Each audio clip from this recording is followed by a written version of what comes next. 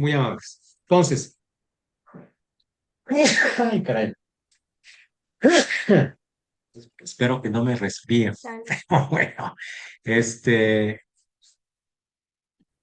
les decía, la forma de ofrecer la prueba pericial es muy delicada y tienen ustedes que estar muy atentos de esta situación que, en todo caso, gracias, Frida, que me dice salud, que incide determinantemente en lo que tú quieres demostrar. ¿Por qué? Porque finalmente tu perito, si tu perito dice, esta firma es verdadera, el otro también te va a poder decir esa firma es verdadera. Entonces ahí sí tendrías tú únicamente la carga de, por favor, ir formulando las preguntas apropiadas para que pues simplemente el perito incorpore a través de su narrativa cómo llegó a las conclusiones. Lo más importante, hay por ahí una conferencia de Miquel Tarufo, porque cuando hablamos de prueba pericial, también tenemos que acudir al aspecto de lo que es la ciencia, de lo que significa la ciencia. Entonces, fíjense ustedes que hay un gran debate, hay un gran debate en la cuestión académica. Aquí estoy haciendo otra cosa porque ya me convirtió, ya me convirtió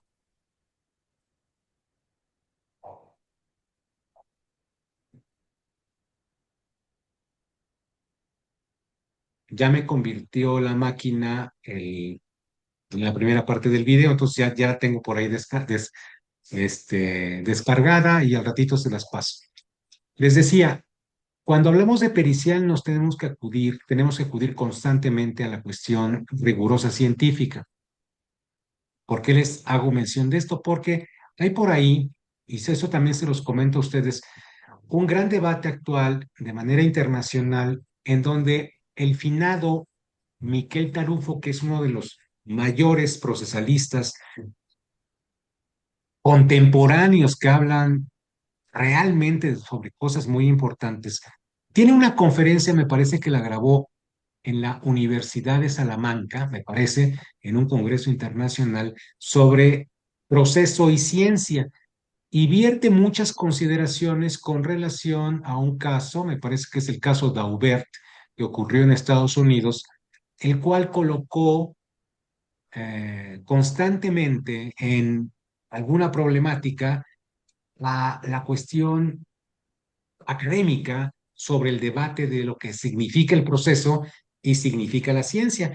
Yo les compartiré este video de Miquel Tarufo para que ustedes también tengan la oportunidad de ver las consideraciones que vierte sobre este caso. Es muy importante tomar en consideración de que el pericial, ojo, se ubica dentro de la demostración de la verdad de los hechos. Y la verdad de los hechos tienen que estar perfectamente determinados toda vez que permite resolver una controversia. Entonces, recuerden que lo dijimos desde la primera asesoría. ¿Cuál es la función del proceso? El proceso o el derecho procesal tienen como función dos cosas: resolver controversias jurídicas y también, dice Tarufo, lo dice en teoría de la prueba, determinar la verdad de los hechos. Entonces, ambas escuelas no son antagónicas, tienen forma de complementarse unas a otras. Entonces, la pericial se inserta o se ubica propiamente dentro del aspecto de determinar la verdad de los hechos sobre de cánones científicos.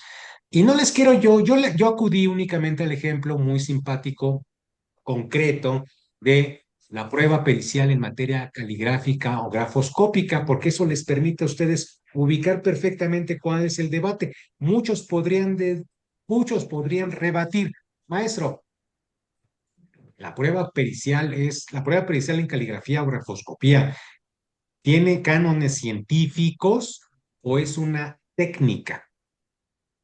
Eso es muy importante que ustedes lo vean, porque también recuerden que existen también periciales en contabilidad. Entonces ahí bien, buen día el debate, maestro, pero en este caso la contabilidad o la contaduría es ciencia o es técnica. Muchos dirían, es una técnica. Hay una técnica contable o varias técnicas contables. Un contador con estudios de posgrado me podría decir, aspiramos a cientificidad en estos aspectos, por ejemplo. Entonces, está muy interesante ese debate porque con la pericial no necesariamente tienes que hablar acerca de una cuestión completamente científica como la medicina, o bien como algunas otras cosas como la antropología. Hay periciales en la antropología, ¿eh? Ojo, eso es muy importante. Entonces, si nosotros partimos de que todo lo que necesitamos demostrar debe tener apoyo científico, pues vamos a sufrir mucho porque hay cuestiones que son técnicas, no alcanzan el nivel de cientificidad. Si tú quieres que alguien se pronuncie sobre el funcionamiento de cerrojos en una industria, pues obviamente el cerrajero no se va a ubicar dentro de un discurso eminentemente científico. Habla sobre alguna técnica propiamente de su oficio. Entonces también tienen que ver que esa pericial también está pausado el profesor o soy yo. ¿Me están viendo, compañeros? Yo lo estoy viendo. Estamos viéndonos, ¿verdad? Compañeros. Bueno, ¿nos estamos Sí, viendo, sí, compañeros? sí se ve, profesor, pero se ve Sí, pasmado, pero sí pero se sí, escucha bien. Ah, bueno, entonces sí, Sí, seguimos se ve bien. en la grabación, ahí vamos a aparecer finalmente. Entonces, eh, quisiera yo también compartirles alguna otra cuestión. Estamos hablando del desahogo, del ofrecimiento y propiamente en la audiencia. Ese ofrecimiento de la prueba pericial tiene que ser desde tu escrito de demanda y de contestación, te lo tienen que admitir en su caso en la audiencia preliminar, que una de las fases de la audiencia preliminar es construir acuerdos probatorios y además es donde el juez finalmente va a imponer qué desecha y qué admite. Y recuerden, cuando existe un auto, en todo caso, un proveído, que lesiona sus intereses porque no les admitieron una prueba concretamente en la fase preliminar, el recurso apropiado es de la apelación que ustedes expresen en contra de la sentencia definitiva. A ver, María Carolina Sánchez, ¿puede hablar? ¿Qué me está diciendo aquí, por favor?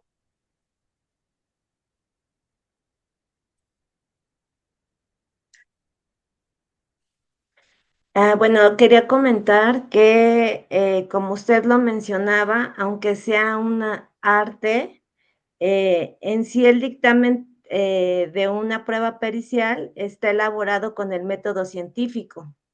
Lleva un planteamiento del problema, un método de estudio. Eso es lo que quería agregar únicamente. Pues sí, formalmente el protocolo que emplean los peritos, quisiera yo abundar al respecto, obviamente incorpora la problemática a resolver, incorpora los cuestionamientos principales que tiene que atender el perito, pero hay una cuestión muy importante, que nos diga el perito cuál es la metodología que le permite arribar a estas conclusiones. Entonces, sí tiene ese protocolo un formato propiamente que aspira a validar conclusiones con base en alguna metodología propiamente. Yo les pido, por favor, sobre todo cuando hay técnicas en donde no necesariamente tienes, o bueno, en algunos casos, fíjense lo que son las cosas. Por lo menos hubo un perito con el que a mí me gustaba trabajar bastante porque era bastante eficiente, este señor perito. Él era licenciado en economía, no era perito en caligrafía y grafoscopía y tiene el título de licenciado en economía. A lo largo del tiempo, de los varios años que yo pude manejarme con él profesionalmente, nunca recibimos alguna objeción sobre del particular porque esgrimía algunos estudios académicos en materia de periciales en caligrafía y grafoscopía. Entonces, él se manejó porque no, tú te preguntarás en qué licenciatura tú ves los estudios de caligrafía y grafoscopía. Si acaso, ahora que estoy un poco más involucrado en la cuestión académica, me parece que podrían ser los estudios de la licenciatura en criminalística, por ejemplo.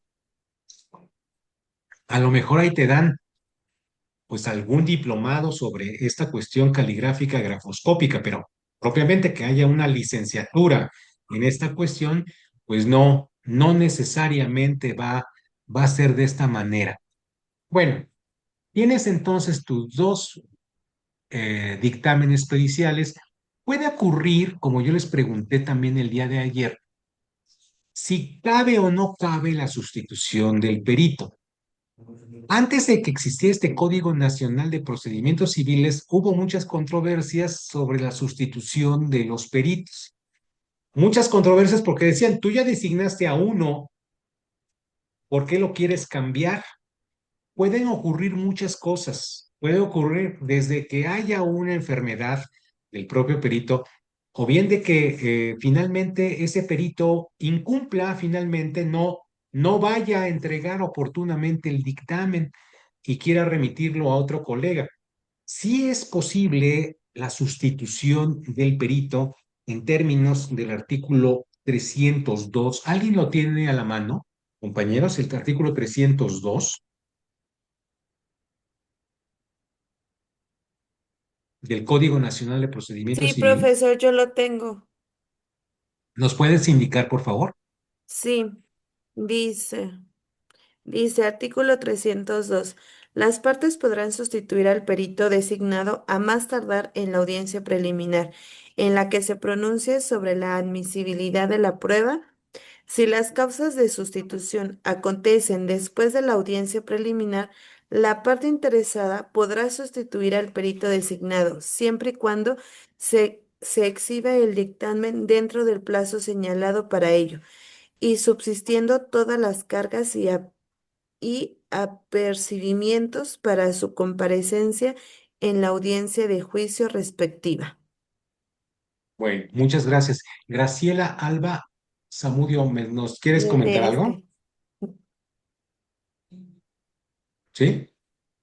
Era lo del No te... artículo, por leer. Ah, lo ibas a leer. Mira, Graciela, Sí. te voy a pedir un favor. Si tienes el artículo 306, permíteme dejarles esta explicación. En materia Ujú. civil, civil estrictamente, la regla de que ahí existe una colegialidad de peritos es aplicable. ¿Por qué les digo esto? Porque en materia familiar no ocurre esto. En materia familiar hay un perito único y te quiero pedir, esa diferencia es muy importante en materia civil, en materia mercantil, es más, en materia administrativa, la regla de que hay colegio, la parte que ofrece un perito, el actor, le da pie al demandado para que también ofrezca a su perito en el mismo tema o asunto a resolver. Ojo, pero en materia familiar no ocurre esto. Graciela, si eres tan amable de leernos, por favor, este, ese artículo. Sí. En materia familiar, para la prueba pericial se seguirán las siguientes reglas. Fracción 1. En todos los casos se nombrará persona perito oficial y sus honorarios serán cubiertos por el Estado, sin perjuicio de las personas peritos que puedan ser ofrecidas por las partes. Tratándose de avalúo sobre bienes, no habrá persona perito oficial, por lo que dicha pericial deberá de sujetarse a las reglas establecidas por la materia civil. Fracción 2. No será admisible persona perito tercero. Fracción 3. Las personas expertas forenses o peritos deberán comparecer a la etapa de la admisión de pruebas de la segunda fase de la audiencia preliminar para acreditar su experticia, así como protestar y aceptar el cargo para el caso de su para el caso de su inasistencia, se desechará la probanza y fracción 4. Las personas designadas para emitir un peritaje quedan obligadas a rendir su dictamen dentro de los 15 días siguientes a la fecha en que hayan aceptado y protestado el cargo o bien de la fecha que señale la autoridad jurisdiccional, atendiendo a las circunstancias del caso. Lo anterior es entendido de que las partes deberán de estar en aptitud de imponerse de su contenido por lo menos con 3 días de anticipación a la celebración de la audiencia del juicio. Pues muy bien, Hasta ahí ahí. tienen, ¿sí? ¿Ya terminaste? Sí, Muy bien. Ahí tienen ustedes finalmente este caso excepcional en materia procesal familiar. Yo no me he involucrado más en la materia con ustedes, no me he involucrado más en llevarlos a la materia procesal familiar. ¿Por qué? Porque ustedes van a tener un curso de derecho familiar propiamente. Y en comparación con el proceso civil, el proceso familiar tiene también sus peculiaridades. Entonces, no me quiero yo involucrar propiamente en enredarlos aún más, que deben de estar enredados, pero en materia familiar ocurre variantes y esta es una de las variantes. Así de que les estoy presentando en estos 2 minutitos ya que me quedan estas diferentes adecuaciones. Entonces, a mí me gustaría terminar esta asesoría de hoy indicándoles una cuestión que a mí me parece también muy importante. Los peritos tienen que ser imparciales. Si estamos hablando de cánones científicos, de verdad de los hechos, de construcción de una solución con base en la realidad, en la verdad, propiamente con pretensiones científicas en todo caso, el perito tiene que ser imparcial, tanto o más como el juez, porque en muchas ocasiones el juez sí le va a hacer caso.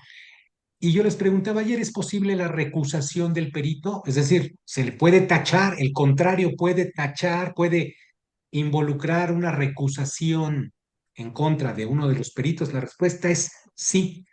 El perito es recusable por el abogado contrario en caso de que incurra en las mismas causales que podría incluir el juzgado. Elizabeth Trejo, un minutito, por favor, y ya vamos a terminar. Sí, que ese en qué casos cabe la recursación del perito está en el artículo 307, que dice que la persona perito tercero puede ser recursado en la audiencia del juicio en la que compadezca por las mismas causas de las excusas e impedimentos que puede serlo la autoridad jurisdiccional. Eso en el Ahora, párrafo 1. apóyanos con el 104. Léeme, por favor, el primer párrafo. Las autoridades jurisdiccionales, dígame, El léeme nada más la primera 104, frase. Ajá. voy. Aquí está. Las autoridades jurisdiccionales se tendrán por forzosamente impedidas para conocer en los casos siguientes. Fracción 1, cuando tengan interés directo o indirecto en el procedimiento. Fíjate nada más, o sea, si el perito tiene interés, no nada más en cobrar sus Déjame. honorarios, ¿eh? A él le interesa fundir al contrario en un problema, porque le van a pagar más. Tiene interés en producir un dictamen pericial distorsionado de la realidad. ¿Me entendiste esa cuestión? Ojo, también el juez puede tener interés directo en fallar un asunto y por eso Ujú. sería recursable. Ahí están en el 104 las causas de la recusa. Los jueces tienen que excusarse en caso de que incurran en un impedimento. Y si no se excusan, cabe la recusación en contra de ellos. Y en el caso de los peritos, ni hablar, o sea, también son recusables. Entonces, ahí les ofrezco el 104 para que lo lean tranquilamente en qué casos la ley establece impedimentos que involucren o pongan en tela de juicio la imparcialidad tanto de jueces como de los peritos. Por último, y agradeciéndoles nuevamente su atención, la valoración, tú dirás, toda esta cuestión tan técnica, tan muy formalmente ofrecida, muy formalmente desahogada en la audiencia de juicio, ¿cuál es el valor probatorio de la prueba pericial? Tenemos un armatoste tan sofisticado que la prueba pericial, ojo, queda al prudente arbitrio del juzgador. ¿Qué quiere decir el juzgador? No está obligado a pasar por los dictámenes periciales. Se los puede eludir bajo su propia responsabilidad, fundando y motivando su fallo. Obviamente hay casos extremos en donde el juzgador no le va a quedar de otra más que hacerle caso a los dictámenes periciales. Una vez más, en materia familiar, si tú estás ejercitando una acción de desconocimiento de paternidad o una acción de filiación para identificar al padre o a la madre, al padre principalmente del menor, el juez no tendría no tendría mucho sentido su fallo si se aparta de la pericial de materia genética que le está diciendo el papá es el señor. O bien, el papá no es el señor. Ojo. Entonces, vean ustedes que también en estos asegúnes de la valoración probatoria que se expresa finalmente en la sentencia, existen estos asegúnes, pero mi labor es simplemente irles indicando cómo va este camino probatorio, que es muy interesante y que hay que tener siempre contacto con estos profesionistas porque uno nunca sabe cuándo se va a acudir a contratarlos por alguna necesidad muy concreta en un proceso. Les recomiendo siempre que elijan a los que se encuentran en las listas del Tribunal Superior de Justicia y en su caso la lista elaborada por el anteriormente denominado Consejo de la Judicatura Federal, que supongo que esa función ya será a cargo del órgano de administración judicial de la Federación. Entonces, ahí está una explicación consistente sobre la prueba pericial. Les agradezco mucho su atención. ¿Tendrán alguna pregunta, queridos compañeros? Por el momento no. Pregunta no, profesor, pero sugerencia sí o solicitud. A ver, dígame. Por ejemplo, a mí me gustó mucho esta dinámica que hizo para esta clase, como quedarnos con antelación las preguntas sobre el tema que vamos a ver y poder estudiar específicamente los artículos. Me gustaría que para la próxima asesoría nos pudiera apoyar de esta manera para que fuera más como los puntos más importantes. ¿Cómo no? Con mucho gusto. Gracias por la Gracias. sugerencia. Bueno, pues Elizabeth acaba de llegar, pues ni modo, discúlpeme, aquí estuvimos. Nos tocó dos ligas, pero es que ya en el anterior Zoom podíamos grabar horas si quisiéramos, pero ahora ya nos restringen a 30 minutos. Antes eran 40, ahora 30 minutos y pues ni modo, tuvimos que cortar y volver a poner otra liga. De todas maneras va a quedar grabado el insumo 10:59. Los debo dejar para su siguiente clase. Que tengan buen fin de semana. Igualmente, Igualmente, profesor, profesor. muchas gracias. Hasta Maestro. luego. Hasta luego. Gracias. Gracias igualmente. Gracias. Hasta luego.